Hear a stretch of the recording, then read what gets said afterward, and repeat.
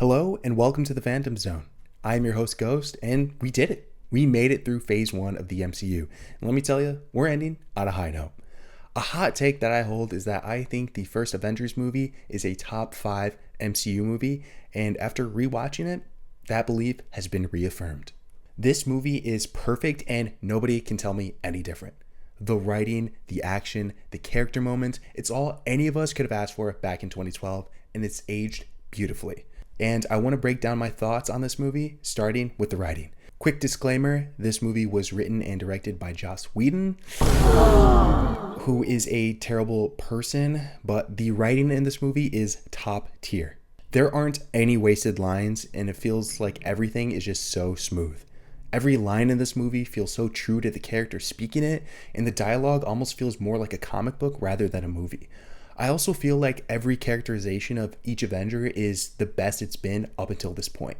I think it works so well because, of course, this movie was the first to build off plot lines from multiple movies, but it also works if you haven't seen any of the other movies as a standalone film. The first 30 or so minutes establishes the threat of Loki, the significance of the cube, and reintroduces each member to inform them of what's at stake.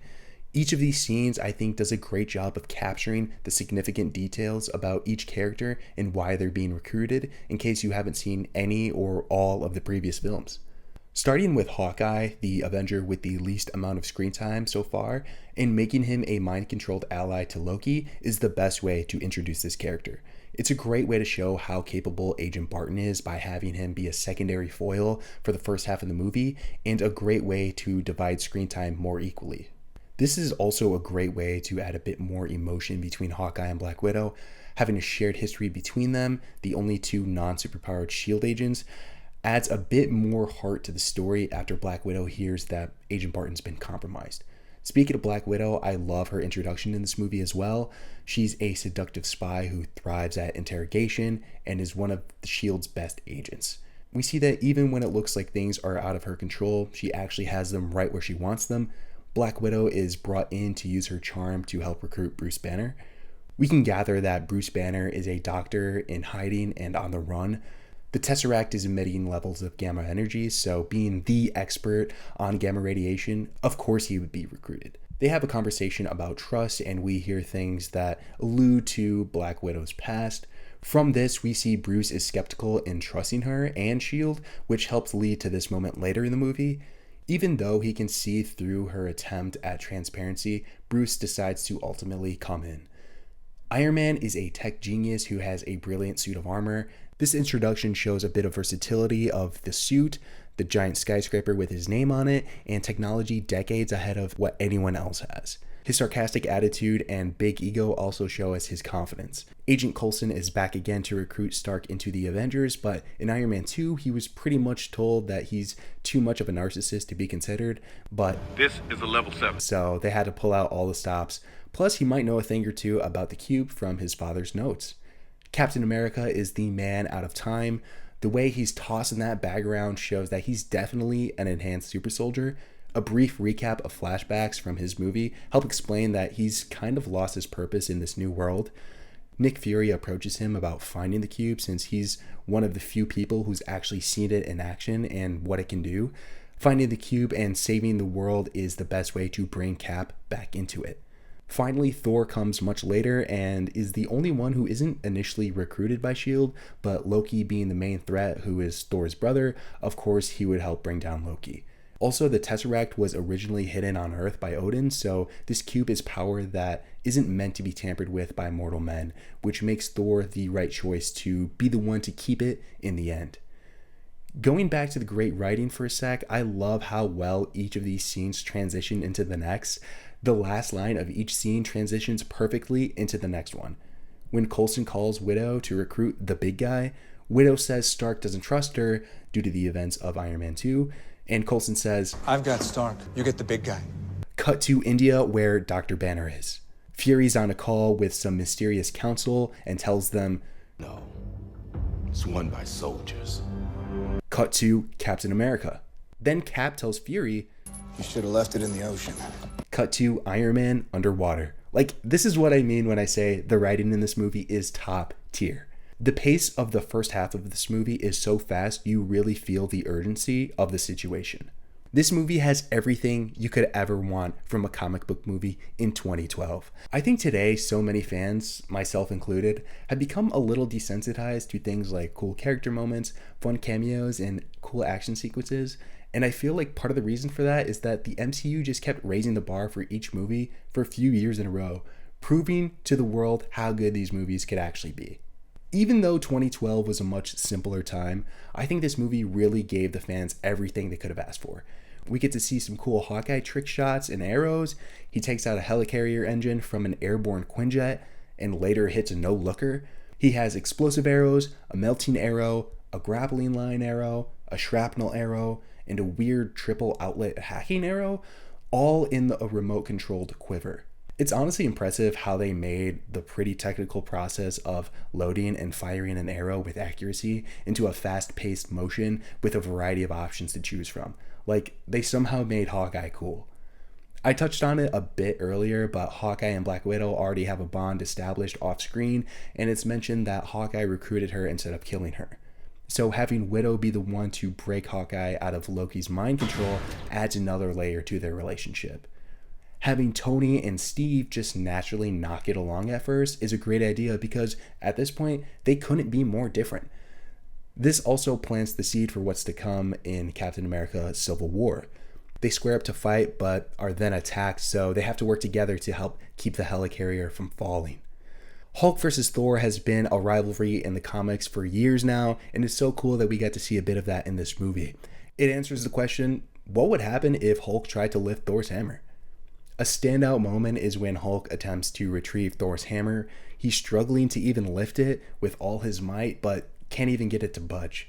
This is cool because it signifies to general audiences who may not be familiar with these characters that Thor's hammer must be enchanted so that only he can lift it, because even the Hulk can't get it to move.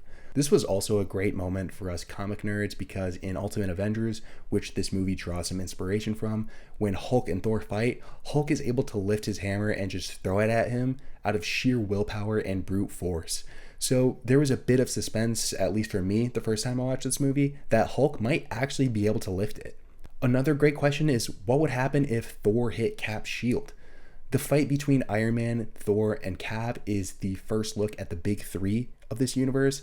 It's mostly Iron Man and Thor trading blows, and I think this movie in general does a good job of power scaling because the creators know that everyone in the audience has their favorite Avenger, so each character needs their time to shine.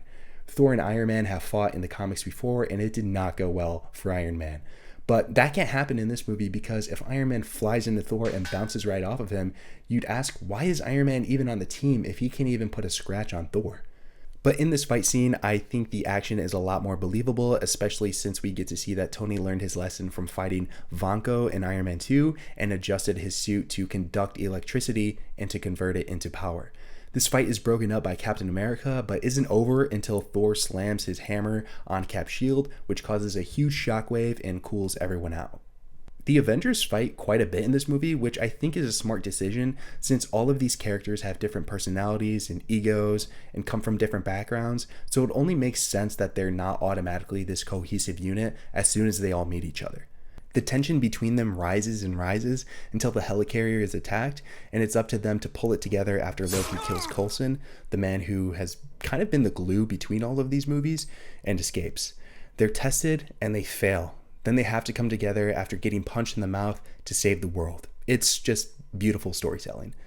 But this movie isn't just the Avengers fighting each other.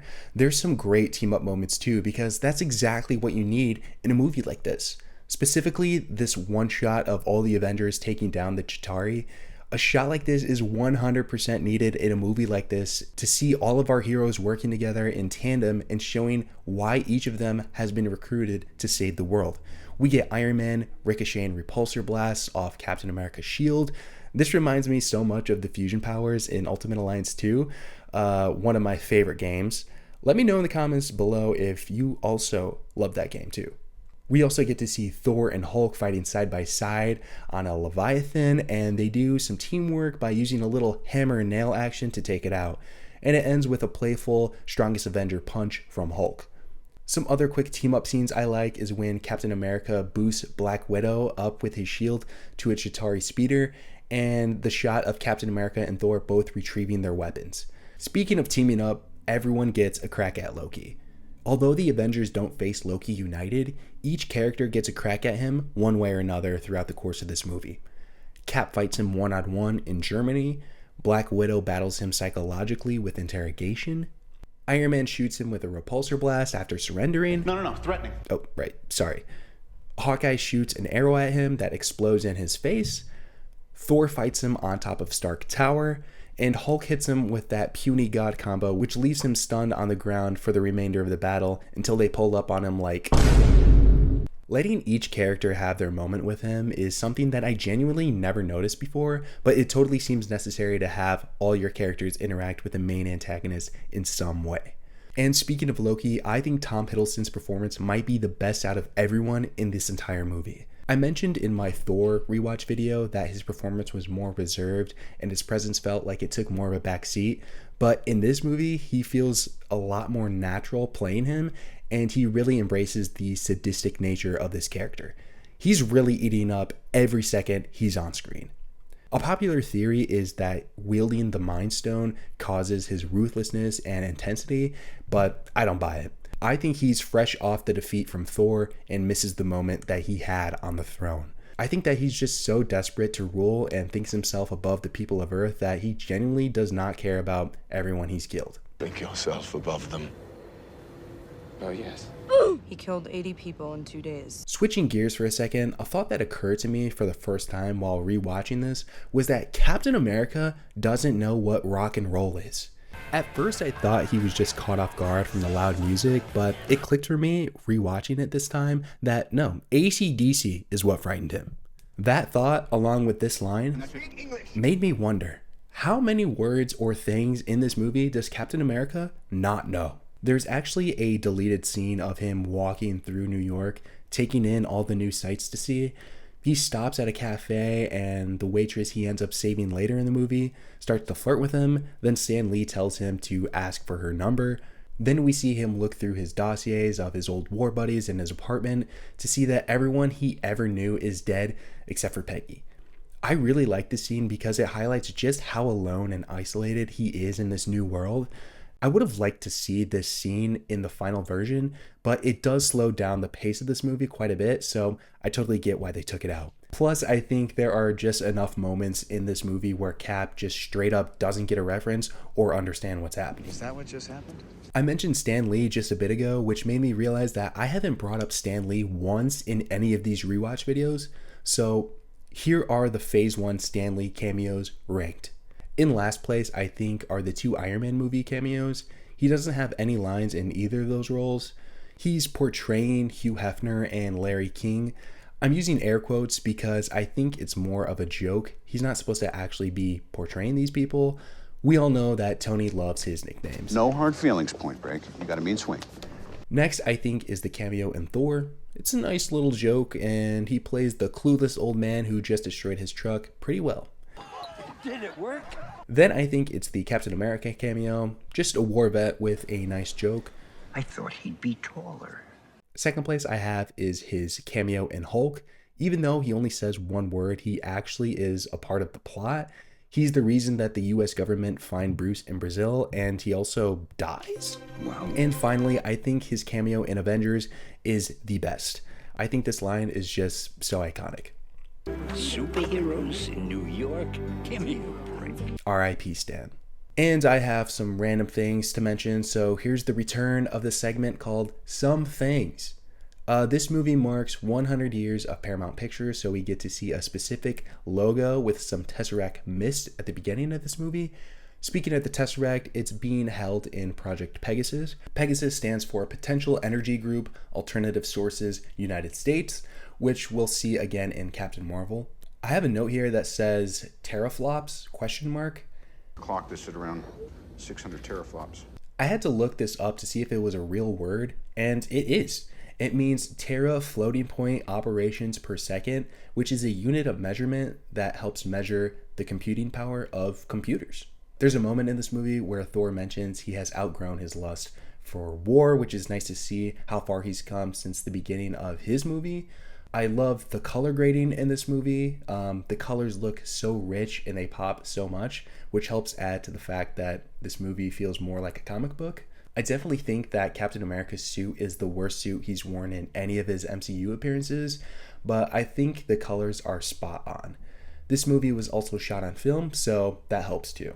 And finally, this movie is the first Marvel movie to gross over $1 billion at the box office, which propelled the MCU into the mainstream and helped it become the industry juggernaut that it is today.